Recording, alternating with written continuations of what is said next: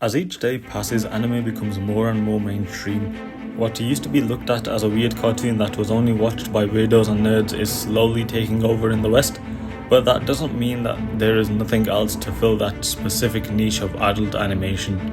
I want to talk about an example of such a show and how good it is as a story in its own right. I will begin with a brief non-spoiler section before getting into the details with spoilers, so let's get talking about non-spoiler section first. Firstly, I want to make clear that I haven't read any of the comic and I haven't seen any of season 2 yet, so this video is purely about season 1 of the show. So here we have Invincible, which kind of gets the best of both worlds. Being a mature animated project will pique the interest of anime fans, but also being produced by a major streaming service like Amazon Prime Video with the star power spearheaded by J.K. Simmons was sure to draw a lot of eyes in the West as well. And never mind the fact that superhero fatigue was becoming a big thing. For 20 plus years, Marvel pumping out multiple movies each year, DC trying to replicate that but failing tremendously. Why did you say that name? It's his mother's name! The Infinity Saga made Marvel #1 in the box office, so even with other high quality media coming out, it wouldn't be an understatement to call the superhero genre the undisputed king at the time. But Marvel's Infinity Saga had already been over for over a year by the time Invincible Season 1 came out. And since then, no major superhero movie apart from Spider-Man No Way Home and Guardians of the Galaxy Volume 3, no other superhero movie has done well, thanks to, of course, maybe a lack of quality in the scripts, but also superhero fatigue. So now back to Invincible. When that comes out, it's something fresh, something new, something different that isn't a repeat of the same plot points we've experienced like multiple dozens of times over the past 2 to 3 decades. So that's definitely going to help it draw a lot of attention, including those who don't watch anime. And sure enough, the show was a massive success, with season 2 currently airing. Now the show can be summed up as an animated version of The Boys, and if you haven't seen The Boys, then I will say go watch The Boys as well. Of course, each of them are their own show, but I would be remiss to not mention the similarities between the two, Superheroes, bad superheroes, all out of blood. Both still ongoing, and both not for kids or the faint of heart. 8 episodes, based off of a comic of the same name. Each episode in the show has its own narrative that is nicely collected with the overarching plot, without those two aspects getting in the way of each other. Each character has their own identity, which is nice to see, and although they are basically parodies, you'll get what I mean by parodies when you watch the show, so after this, remember, you better watch the show. But that parody thing is only on face value, because they face more struggles than just, say, a supervillain messing up the neighborhood, so to speak. There's more to it, more personal narratives of each of these characters, so you will find that superhero tropes don't hold much value in this show, which obviously makes it really refreshing. And this animation, when it needs to be good, the animation does hold its own, but it's nothing to write home about on a general level. But don't let that distract you from how good this show is. Now there will be spoilers from here on out.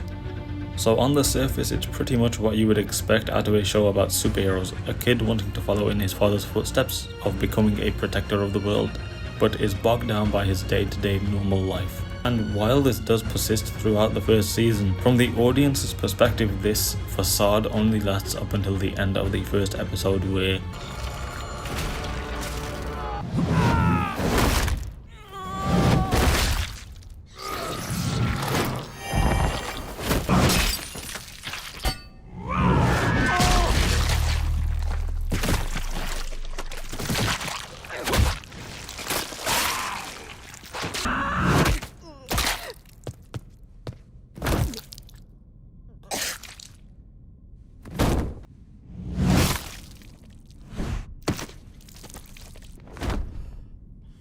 So with this scene, I'd say we'd pretty much know that Omni Man is now the bad guy, but we still see him casually going about his business and interacting with other characters as if he didn't just massacre the world's biggest heroes.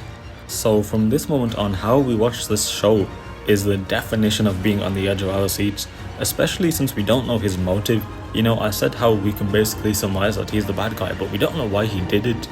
But we do know that he's completely unrivaled in terms of his strength, so he can just do whatever the heck he wants.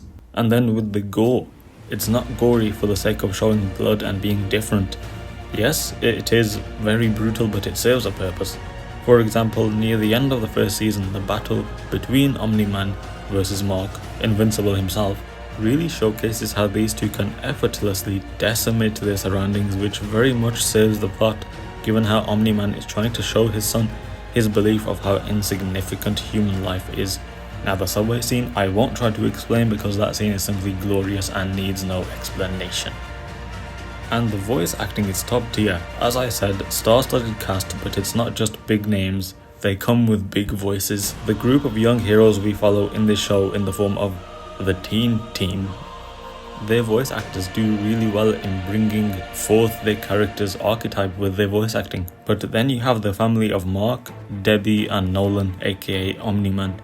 Each of their voice actors, Stephen Yeun, Sandra Oh and J.K. Simmons, do pretty much a perfect job in their roles, especially with J.K. Simmons giving an almost careless tone to show how nonchalant Omni Man is about all this. Like after the funeral of the Guardians of the Globe Way, he suggests eating pizza. And Sandra Oh's portrayal of Debbie slowly coming to know the truth. But there is one thing, let me tell you, there's one small thing that every single person who has ever seen this show can unanimously agree upon, and that is the fact that Amber is insufferable. She wasn't always like this. She starts off fine, a standard love interest, as they do. But she soon becomes the most annoying character in this show.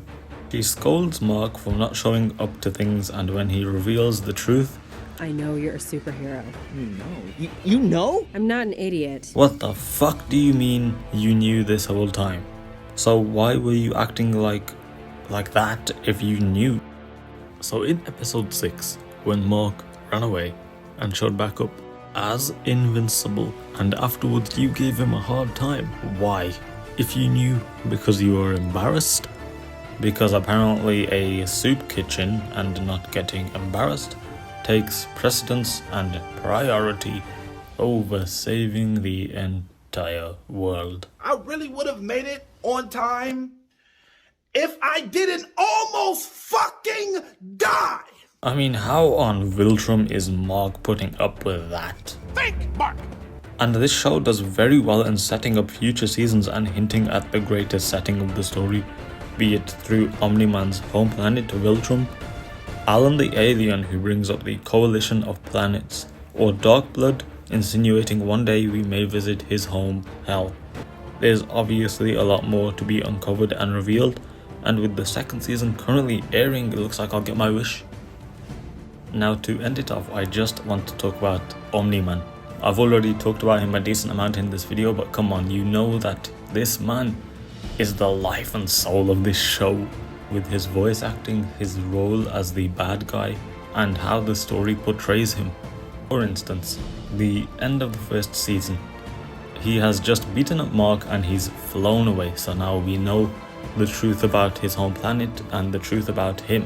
He was sent to Earth to conquer the planet for the Viltrumite Empire, and Mark, now with his powers, was supposed to help him in that. So now knowing his true goal of wanting to conquer Earth, this gives credence to how he acted and his tone of voice throughout the series, and also the little hints we get, like when he takes out a whole planet saying that You don't seem to understand.